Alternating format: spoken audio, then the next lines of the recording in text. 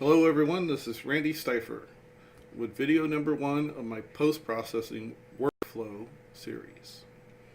Today we're going to cover Adobe Bridge and Camera Raw 9.0. Now after I've taken photos, the first thing I do when I get home is open my photography folder, open the temp folder that's inside that photography folder, and create a new date for the date of the photos. And then I'll put the raw files into that folder. From there, I'll open Adobe Bridge, which is the program you see right here. And then I'll open that folder in Adobe Bridge. Then you get a nice preview of all the raw files. You use the slider and look through the thumbnails, pick out a photo you want to work on. You want to see it in full screen? There's a full screen preview right up here under View. Just click that, and you get a nice full screen preview. Now I will warn you, the full screen preview will look a little softer than the photo actually is, so don't use this to judge sharpness.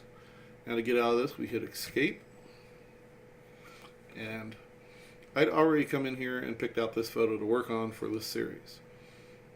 Now once you've highlighted it, if you double click on it, it will open Photoshop and open Camera Raw 9.0. I'm not going to right click on it because I've already done that. Here's Photoshop, and here's Camera Raw 9.0 with the photo in it. Now we can start working on it. We start with the basic screen over here on the side. I know it was a nice sunny day, and 5800 usually works for a nice sunny day. Now, my Sony camera seems to love magenta. I disagree, so let's take that down to 0. And then when you're working with a raw file, it's always going to be a little on the muted side. So to kind of develop it, using a film term there, we'll give it 15 clarity, 15 vibrance,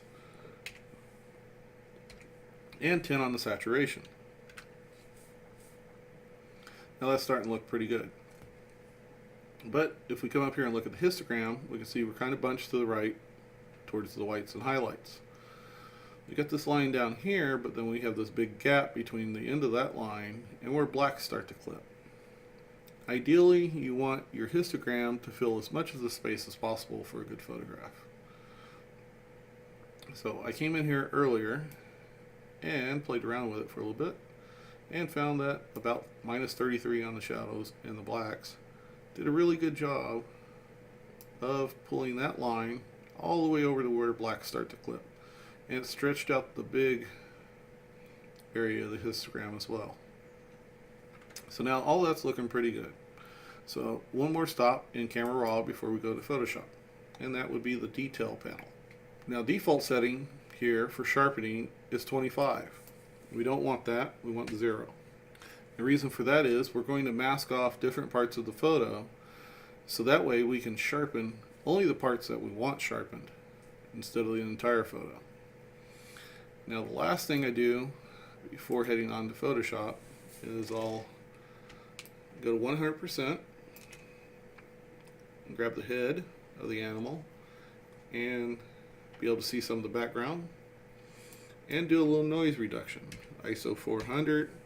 My camera, usually about 20 luminance, does a good job. Okay, we got the noise out. Now we're good to go to Photoshop. And that ends part 1 or video 1 of my post-processing workflow series.